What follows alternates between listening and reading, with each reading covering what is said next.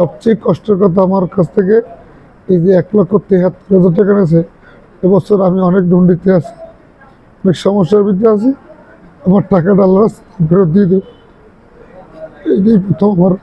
আর আমি আইনিক সহযোগিতা চাই, আমার আইনিক সহযোগিতা করবে এই প্রত্যাশা, পত্রকাটা মানুষের কাছে এই প্রত্যাশা।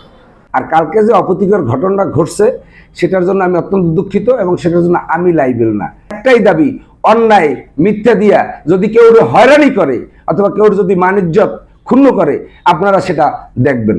সাথে হয়েছে 5 তারিখের পর আমার সেন্টিকেট ব্যবসার একটা অফার দেওয়া হয়।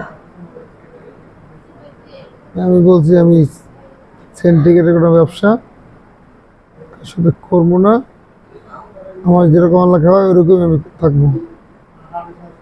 এরপর বিভিন্ন রকমের আমার ভয় ভীতি অনেক ঝামেলা আমার সাথে করে, প্রস্তাব দেয় যে সেন্টিকেট করলে সমস্যা কি তোমার, আমি মাল মুরগি এনে দেবো, তোমার ব্যবসা যেরকম মন সেরকম সেন্টিকেট করতে পারবো। এটা তাইলে মাসুম ফরাজি নিজে। আমি এর প্রস্তাবে রাজি না হনে আমার পাশে একটা মুরগির দোকান বন্ধ ছিল অনেকদিন, আমার সেলিম গাজী, ওই সেলিম গাজীর দোকানটা চালু করছে 3 লক্ষ টাকা না 2.5 লক্ষ টাকা দিয়ে চালাইয়া। সে কম দাম বেশি দাম বেচছে, যেরকম মন চায় সেরকম বেচছে। আলহামদুলিল্লাহ আমার কোনো সমস্যা নেই, যার দোকান সে যেরকম মন চায় সেরকম বেচছে, সমস্যা নেই আলহামদুলিল্লাহ। এরপর নাকি তার এই 2 দিন আগের ঘটনা, তার নাকি লস হয়েছে 3 লাখ টাকা। 3 লাখ টাকা আমার কাছে দাবি করে। হ্যাঁ, খালি দোকানদারি করবি, আমার টাকা দিতে হবে, তোর কারণে আমার 3 লক্ষ টাকা লস হয়েছে। টাকা সারাদিন বেচাকেনা করছি, টাকাটা ঘুষাইয়া আমি মাজায় 1,73,000 টাকা মাজায় লইছি রবার টাবার দিয়া। আর আমার সালারে কইতেছি কি, রাজা আমি খুব ক্লান্ত, দোকানটা একটু বন্ধ করো, খুচরো টাকা গুছিয়ে। এর মধ্যে এই কথা এইটুকুই, এর মধ্যে পরিকল্পনা আমরা অন্তত 10 থেকে 15 জন লোক আইয়া, প্রথম অবস্থায় মাসুম ফরাজি, দ্বিতীয়ত রাব্বি তার ছেলে, এলোপাতারি মাইক শুরু করছে আমার ইএমএ।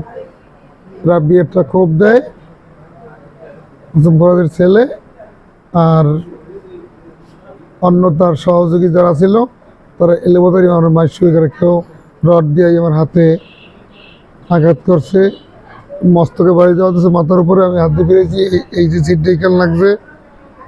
আর এই একটা রাব্বি মাসুম ছেলে একটা ক্ষোভ দেয় আমাকে। আর যারা তার সঙ্গভঙ্গ ছিল এরা আমার ইট দেখেও টাকায় পিছন দেয়া, এই যে কেউ ইট দিয়ে টাকাইতেছে, কেউ একুল দিয়ে বেলসার দিয়ে মারতেছে, মানে আমার জাস্ট আমি একটু মরে যাওয়ার মতো। এরপর ওই আমার মনে হয় টাকা ওই যখন বুঝে তখনই তারা দেখছে। আমার এখানে 1,73,000 টাকা ছিল আমার মাজায়, ওই যে ওই দিনকে বেঁচে কিনা ওই টাকাটা সব তারা নিয়ে গেছে।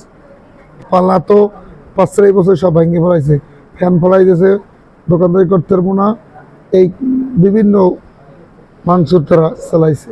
আমার সব শারীরিক অবস্থা খুব খারাপ, কারণ 10-15 জন লোক যদি আমার গা করে। আর সবচেয়ে কষ্টের কথা আমার কাছ থেকে এই যে 1,73,000 টাকা নিয়েছে। এবছর আমি অনেক দুর্নীতি আছি, অনেক সমস্যার ভিতরে আছি। আমার টাকাটা আল্লাহ ফেরত দিয়ে দেব, এইটাই প্রথম আমার। আর আমি আইনিক সহযোগিতা চাই, আমার আইনিক সহযোগিতা করবে এই প্রত্যাশা। আর কালকে যে অপ্রীতিকর ঘটনা ঘটছে সেটার জন্য আমি অত্যন্ত দুঃখিত এবং সেটার জন্য আমি লাইবেল না। একটা মারামারি হইতেছিল পূর্বমাথায়, যা পাথরঘাটায় সব জায়গায় সিসি ফুটেজ আছে, সিটি ফুটেজে দেখবেন আপনারা। ওই যে আমি নামাজ পড়ে বেরোনোর পর কিছু কাঁচা তরকারি বাজার করে যাওয়ার পথে দেখি গন্ডগোল হইতেছে। আমি গিয়া 2 পক্ষরে শান্ত করার চেষ্টা করি এবং শান্ত হয়। শান্ত হওয়ার পর দ্বিতীয় পক্ষ যে কে দোষী কে নির্দোষ, আমরা ওইখানে সকল মুরব্বীরা ছিল, বহু লোক ছিল বাজারের, তাদের কাছে আপনারা জানবেন। যাওয়ার পরে আমি বলছি যে আমরা মাগরিবের পরে রোজার দিন আমরা এইটা বসিয়া যার দোষ হয় তার এইটা বিচার করা হইবে, আমরা সবাই বসে করব। ইন দি মিন টাইম ওই ছেলেটা তার কাঁচা বাজার রাখা যাওয়ার পরে তারে আবার লড়াইয়া এই নাসির তারে চলা দিয়ে পিটিয়েছে, যেটা আপনারা সিসি ফুটেজ টিভি দেখলে পাইবেন এবং অন্য স্থানীয় মানুষকে জিজ্ঞেস করলে পাইবেন। এই এই অবস্থার পর আমি নাসিরে জিজ্ঞেস করলাম, এটা কি তুমি ঠিক করলা? আমরা সবাই বলে দিলাম যে সন্ধ্যার পরে। সে সরাসরি বললো এই সব কিছু করা নাম নেই, কারণ তার একটা রেস হইলো সে সিন্ডিকেট ব্যবসা এখন আর করতে পারে না, সে সিন্ডিকেট ব্যবসা করতে পারে না। এবং বিগত দিনে আপনি খোঁজ দিয়ে রাখবেন, যখন দুঃশাসন ছিল দেশে, মানুষ কথা বলতে পারলে নাই, তখন কিন্তু নাসির বহল তবিলিয়াতে পাথরঘাটা কে বা কারা তারে মারছে আমি জানি না, সে একটা মিথ্যা মামলা সাজাই আমার। ইভেন আমি এই যে টাকা ছিনতাই করছি, আপনি পূর্ব বাজারে তাদেরই ব্যবসায়ী আকাবর ডাক্তারের ছেলে কামাল হোসেন আছে, তার কাছে আমি একমাত্র ফোন দিছিলাম যে এরকম একটা ঘটনা, টাকা গেছে এরকম বললে আমার কাছে আমার নামে যে মিথ্যা অপবাদ দিতেছে। সে বলছে ভাই 1,70,000 না 73,000 টাকা তার কাছে জমা দিছে বিকেলে, এবং মারামারির অনেক পরে সেই টাকা নাসির সে নিজে নিয়ে গেছে। এই সাক্ষী সে আছে, আপনারা তার কাছে তদন্ত করে দেখতে পারেন। সিন্ডিকেটের ব্যাপারে আমি ছিলাম সবসময় বিরোধী, কারণ কাঁচামাল আপনারা জানেন, আপনারা দেখছেন যে 6.5 কেজি আলু 100 টাকায় পাথরঘাটায় আমি কিন্তু বিক্রি করাইছি, আমি নিজে মাইকিং করে। সকল কাঁচামাল, মরিচের দাম, সকল কাঁচামাল আমি খুলনা দিয়ে নাই কম রেটে, শুধু আমার পুঁজিটা যেন বাজে সেটা আমি করাইছি। সেটাই হলো তাদের মূল কাল। এইটার কারণে এখন তারা বিভিন্ন পক্ষের সহায়তা নিয়ে আমাকে হয়রানি করার জন্য, আমাকে মান সম্মান ক্ষুণ্ণ করার জন্য এটা করতেছে।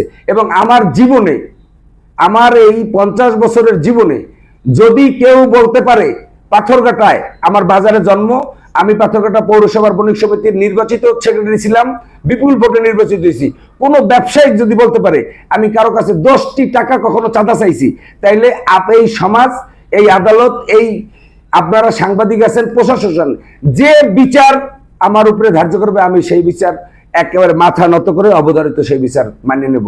কিন্তু আমার একটাই দাবি, অন্যায় মিথ্যা দিয়া যদি কেউ হয়রানি করে অথবা কেউ যদি মান ইজ্জত ক্ষুণ্ণ করে, আপনারা সেটা দেখবেন।